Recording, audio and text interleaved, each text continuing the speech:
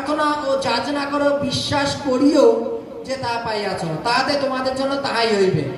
আর তোমরা যখনই প্রার্থনা করিতে দাঁড়াও, যদি কাহারও বিরুদ্ধে তোমাদের কোনো কথা থাকে, তাহাকে ক্ষমা করিও, যেন তোমাদের স্বর্গস্থ পিতাও তোমাদের অপরাধ ক্ষমা করেন। হালেলুয়া। বাইবেলে বলছে তোমরা যখন প্রার্থনা করতে দাঁড়াও, যদি কারোর বিষয়ে ক্রোধ পুষে রাখো, সেই ক্রোধটাকে ক্ষমা করো, তাতে ঈশ্বর তোমাকে ক্ষমা করবেন। হালেলুয়া। উদাহরণস্বরূপ, যদি কোনো মনুষ্য মনে করে যে আমার দ্বারা এটা সম্ভব, তাহলে সে মূর্খ। বাইবেল বলে সে মূর্খ। কেননা জগতে ঈশ্বর ব্যতীত কিছু হয় না, আমরা নিজেদের থেকে কিছু করতে পারি না। কেউ যদি বলে যে আমি এখন পুকুরে যাচ্ছি, আমি এতগুলো মাছ 1 ঘন্টার মধ্যে ধরে নিয়ে রিটার্ন আসবো, সম্ভব না যদি ঈশ্বর তোমাকে সাহায্য না করেন। হালেলুয়া। তুমি এটা মনে করো না যে আমি চাকরির জন্য যাচ্ছি, চাকরি পেয়ে হাতে মিষ্টি নিয়ে তারপরে বাড়ি ফিরবো। ঈশ্বর যদি না করেন তুমি চাকরি পেতে পারো না। হালেলুয়া। বাইবেলে কি বলছে? এইবার এই অসমাপ্ত হওয়ার কিছু কারণ বাইবেলে কি বলছে? তোমার জীবনের এই অসমাপ্ত করার কিছু কারণ, যেটা বাইবেলে বলছে তোমরা যখন প্রার্থনা করতে দাঁড়াও, লাস্টের লাইনে কি বলছে? ঈশ্বর তোমাদের পাপ তখন ক্ষমা করবেন যখন তুমিও কারোর পাপ ক্ষমা করবে। হালেলুয়া। ঈশ্বর তোমার জীবনে সফলতা দেবে যদি তুমিও কারোর সফলতা আটকে রাখো, তাহলে তুমিও তোমারটাও আটকে থাকবে। যদি তুমি তার সফলতাকে খুলে দাও, ঈশ্বর তোমার সফলতাও খুলে দেবেন। হালেলুয়া। এখন তো অসুস্থ আছি, সুস্থ হয়ে তারপর দেখে নেব নাকি? হালেলুয়া। তাই তো নাকি? যদি এই রূপ আমরা গিফট দিয়ে রেখে দিই, বাইবেলে কি বলছে? ঈশ্বর বলবে তুমি গিফট করছো না, আমিও তোমার গিফট খুলবো না। হালেলুয়া।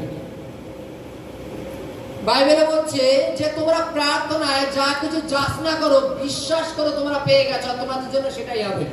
এটাই হচ্ছে বিশ্বাসের মেন লক্ষ্য। হালেলুয়া।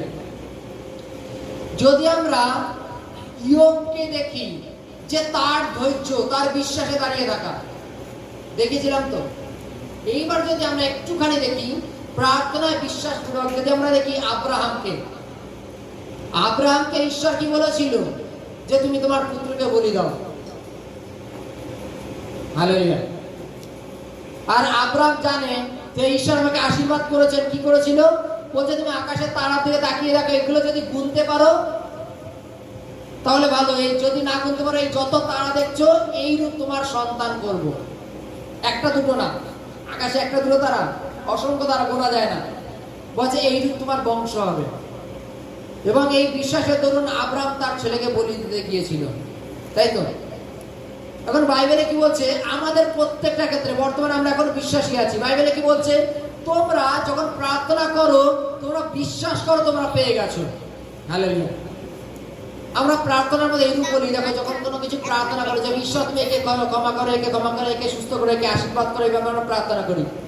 আর সেই প্রার্থনা শেষে ধন্যবাদ আমেন দিই। ধন্যবাদটা কেন দিই? বাইবেলে লেখা আছে তোমরা বিশ্বাস করো তোমরা পেয়ে গেছো, আর পেয়ে যাওয়ার জন্য তোমরা অগ্রিম ধন্যবাদ দিয়েছো।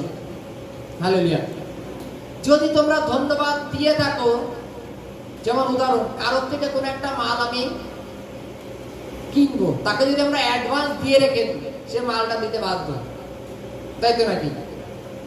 জাগতিক ক্ষেত্রেও তো হয় নাকি? আমি যদি তাকে অ্যাডভান্স দিয়ে রেখে দিই, তাহলে সে আমাকে সেই মালটা দিতে বাধ্য। সেই মালটা অন্য কাউকে বেচবে না, আমাকেই দেবে, কারণ অ্যাডভান্স দেয়। তদানুসারে তুমি ধন্যবাদটা অ্যাডভান্স সহকারে দিয়েছো, ঈশ্বর সেটা তোমার জীবনে পূর্ণ করবে। হালেলুয়া। বাইবেলে কি বলছে?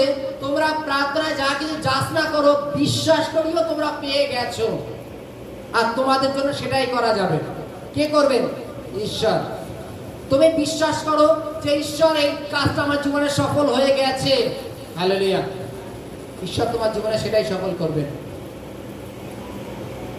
ঈশ্বর প্রত্যেকের, বাইবেলে লেখা আছে প্রত্যেকের এই বিশ্বাস, আমাদের প্রার্থনার মধ্যে যদি খানিকটা অবিশ্বাস রয়ে যায়, তাহলে আমাদের প্রার্থনা কি রূপায়?